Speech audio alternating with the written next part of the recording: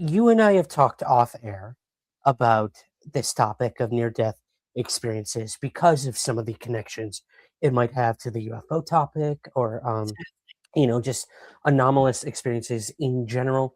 But the real reason I wanted to bring up this story now, Suzanne, is because I asked you off air if you were willing to, if you're comfortable to share this with us, but you have a very specific connection to this story in a sense. Would you mind maybe telling us why? I will. I will. I've had my own near death experience, and it happened maybe 5 years ago, 6 years ago. And late one evening, I inexplicably went into AFib, and I don't have heart issues. I don't have never had AFib before, and I have not had it since. But I went into AFib, and my husband was sound asleep. It was about midnight, and I spent about an hour doing everything I could do to try to get it to stop. And I finally realized I was going the wrong direction. It was getting worse instead of better. So I had to wake up my husband and try not to scare him to death, but that we needed to get in the car and go to the emergency room. And we did. And they took me straight back, as they will with any heart event.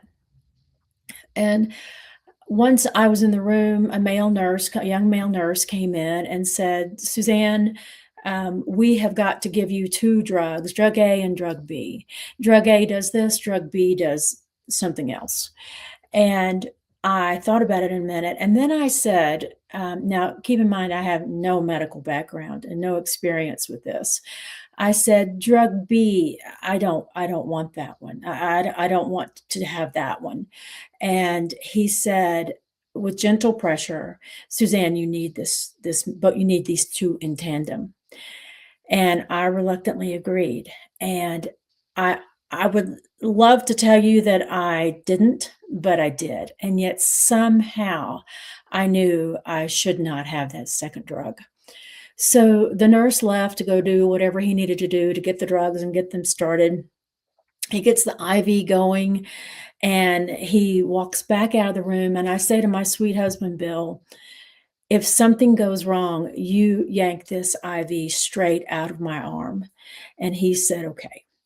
And about 60 seconds later, I popped out of my body. And I stood behind myself, which was just a wall. You're in these little bitty rooms in an emergency room. I stood behind myself to the right, and I was basically looking at a corner, thinking and assessing, right? Assessing, like I could look down, I could faintly see the shape of my body, and I can remember thinking, "Oh my gosh, I'm I think I've died. What's happening here?" But at the same time, as scary as that sounds, to me, it wasn't. It was like, "Oh, but all of me is still here. Who I am is standing right here in this corner." And then there was this big commotion behind me because I am literally looking at the wall.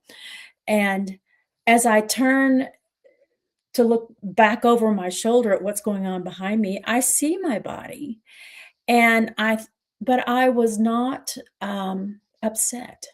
It was like, "Oh, yeah, that makes sense now because my consciousness is here."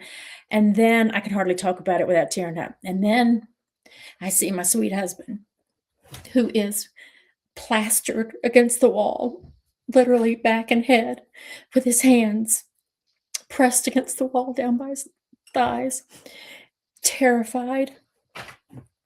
And so I paused and I thought, he's so upset, he's so scared, but I'm okay. I'm okay. But he was not. And then I turned around and I was going to go through this wall. And I heard all this yelling, this yelling. And I thought, who are they yelling at? This is a hospital. They need to be quiet. Someone's yelling, yelling. And then I heard my name.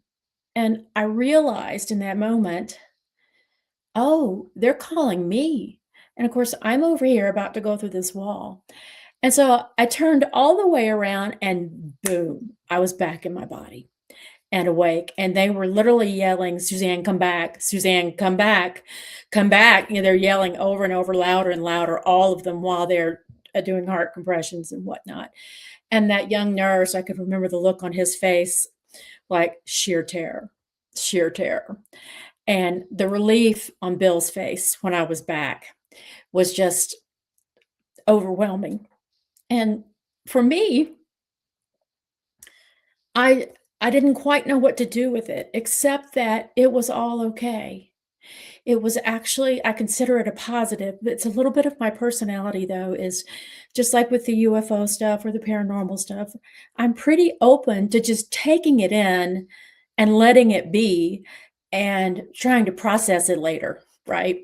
You know, I'll let a bunch of data come in before I I'll make a pronouncement on which Mhm. you see me doing behind the scenes as well on the UFO stuff. You'll see me process, process, process, and then boom, I'll give you what I think. Mhm. But, that's my experience, and so I understand that not everyone makes peace as quickly as I did. To me, it was quite comforting because I knew with the literally the sureness of my consciousness that whatever comes next is okay, and that we don't just stop in these bodies, and these bodies are temporary arrangements, um, but that's my experience. So I'm very happy to see this work by Chrissy and by this psychiatrist, because not everyone, first of all, has a positive experience. Some of them are quite scary, but there is a tremendous connection between the UFO world and the near-death experience world and the poltergeist world. And so when